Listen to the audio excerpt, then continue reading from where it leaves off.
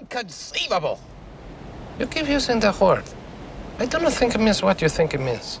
In today's video, we're going to discuss how to approach those tricky words and context questions that comprise nearly 20% of every reading and writing module on the new digital SAT. And these questions are designed to trick you. Out of all the different question types that appear in the reading and writing section, these might have the best distracting answers. So we got to watch out for those, and we're going to apply a very formulaic strategy that our team refers to as RAMP, starting by introducing it with an easy question and ramping up from there. Okay, so first and foremost, what is the RAMP strategy? RAMP stands for Read, Answer, Match, and Predict. And to show you how it works, we're going to start with this example. Step 1, the R of RAMP, is read and place everything into context. Sumerian civilization, which lasted from around 3300 to 2000 BCE, blank many concepts that persist into present-day civilizations. And then we have a colon. This is one of the many common uses of a colon on the SAT. It's introducing an example. We won't make too much mention of it here because this question is not surrounding standard English conventions, but just to make a brief mention.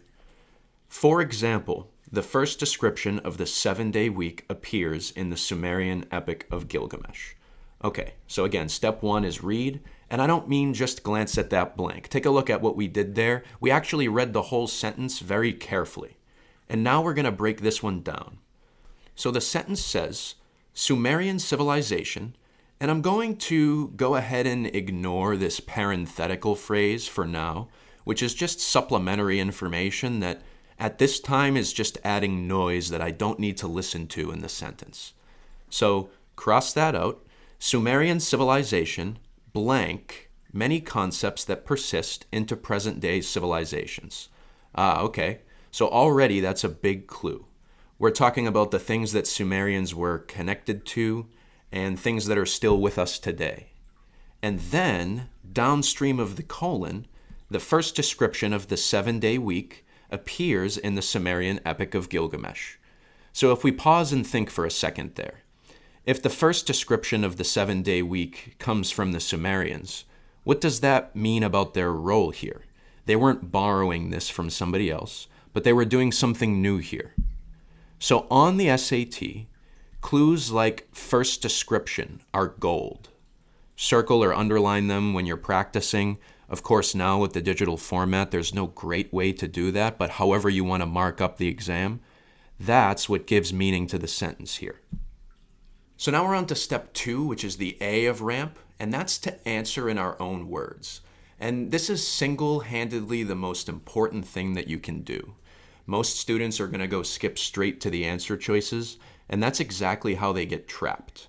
Instead, cover up the answer choices for a second and ask, what makes sense in this blank based on the context? So, for this example, if the Sumerians wrote down the 7-day week for the first time, what did they do?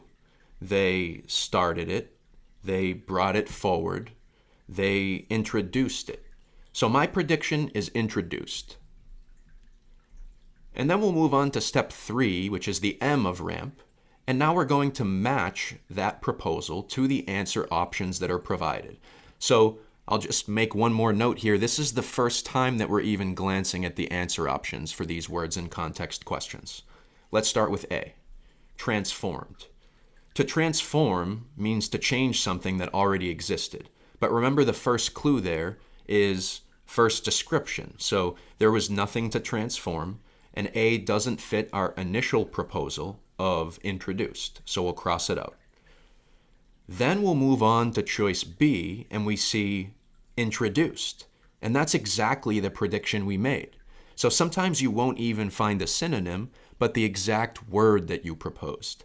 In that case, I'm pretty confident flagging this question for review, selecting B, and moving on. And if I have time after I've answered everything else in this section, or in this module, I should say, then I'll come back and check C and D to make sure that those truly don't make sense. But in the interest of making sure that I can get to everything else, choose B, flag the question for review, and go ahead and move on. That's how confident I am when my proposal is verbatim the answer choice. But just to introduce the step 4 of RAMP, which is predict, This is a final predict and check step. So we're going to go ahead and double check by plugging our choice back into the original sentence. In this example, Sumerian civilization introduced many concepts that persist into present-day civilizations. For example, the first description of the 7-day week appears in the Sumerian Epic of Gilgamesh. So yes, that sounds smooth, logical, and precise. It also fits the description of what I've proposed outside of the answer options that were provided to me. Okay, so here we are taking a look at a second example that's tagged as medium in difficulty, ramping a little bit up from where we started. Once again, we're going to start with the R, which is read everything and place it all into context. So birds sing to communicate over potentially great distances. For this reason, many researchers believe that birds in densely vegetated habitats generally sing at lower frequencies than birds living in comparatively sparse habitats, since dense vegetation tends to blank the distance that high-frequency sounds can travel. Okay, so again, we're not going to look to our answer options quite yet.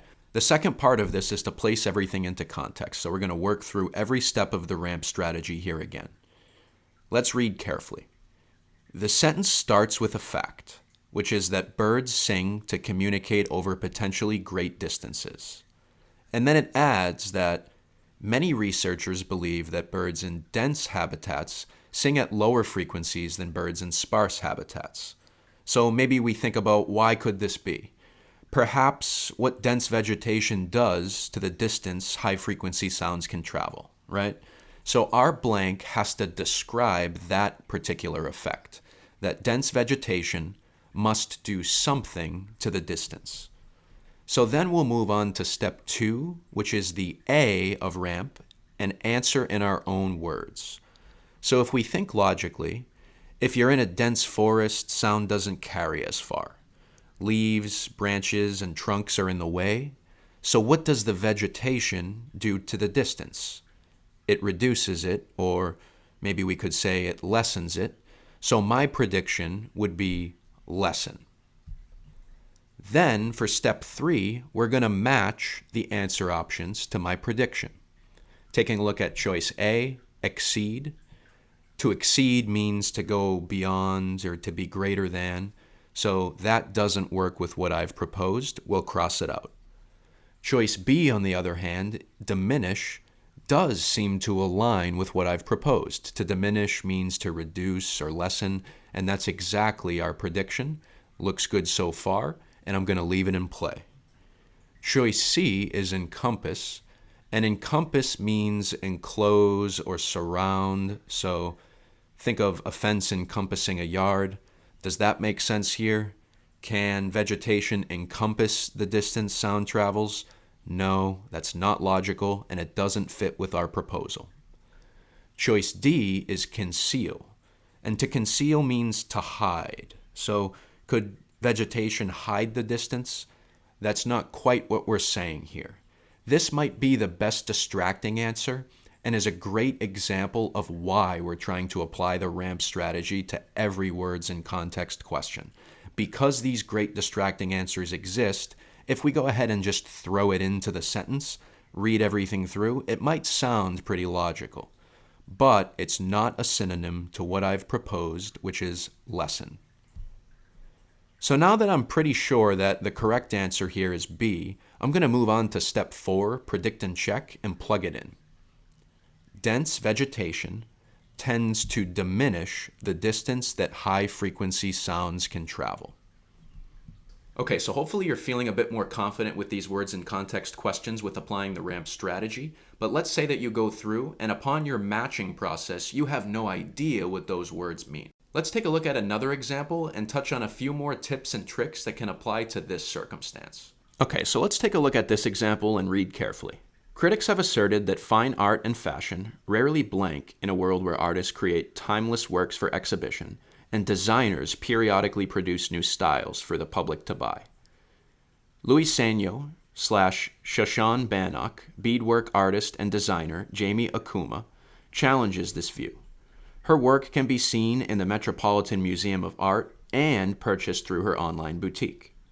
So critics are saying, fine art is this timeless thing in museums, while fashion is always changing in boutiques.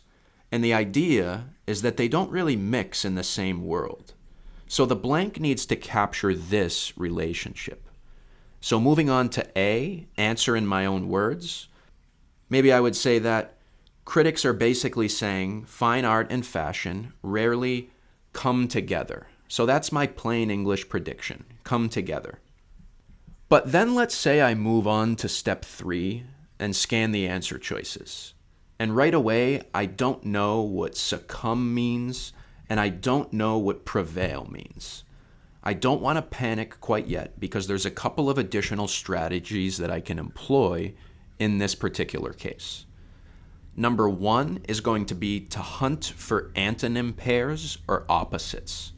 So maybe I can look and see that C and D are indeed opposites. Diverge and intersect are antonyms because diverge means to move apart, but intersect means to come together. So on the SAT, when you see an antonym pair, one of them is very likely the answer, and the other is designed to be a trap.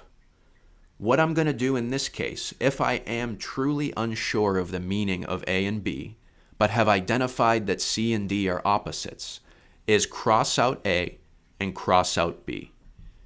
Now, bring the context back in. So critics say that fine art and fashion rarely do this. If they rarely come together, then intersect is the one that works. So between the antonyms, we can confidently cross out diverge and keep intersect. And now, even though I don't know A and B, I've confidently narrowed this down to one answer that I'm going to carry into step 4, which is predict and check.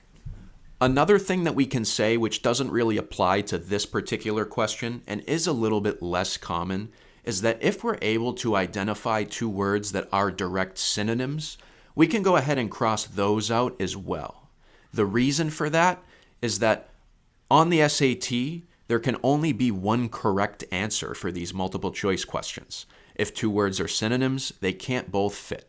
And the final thing that we'll say here is, let's say that we haven't been able to identify any antonym pairs, we don't see any synonyms. What can we do from there? Well, the next best step is going to be to rely on your knowledge of prefixes, suffixes, and roots to derive meaning from these words. So let's say for this example, we've gone through RAMP, we've proposed come together as our hypothetical answer, we move to the answer options, and again, we're unsure of the words. Well, let's take a look at prevail. The prefix pre means before, and the root veil comes from the Latin word meaning strength. So prevail means to be strong before others or to win out or succeed. And that doesn't fit our prediction about art and fashion coming together. Let's also take a look at diverge. The prefix di or dis means apart, and the root verge means to bend or to turn.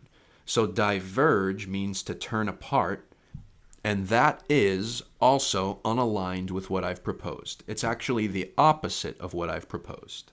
Looking at intersect, maybe I'm unsure of what that means as well, but I can identify that the prefix inter means between, and the root sect means to cut. So intersect means to cut between, or to cross, or to meet. And that is indeed consistent with what I've proposed. The very last suggestion that we can make is just to straight up enhance your vocabulary. Read as much as you can throughout this process, and also utilize our digital vocab builder within our SAT platform.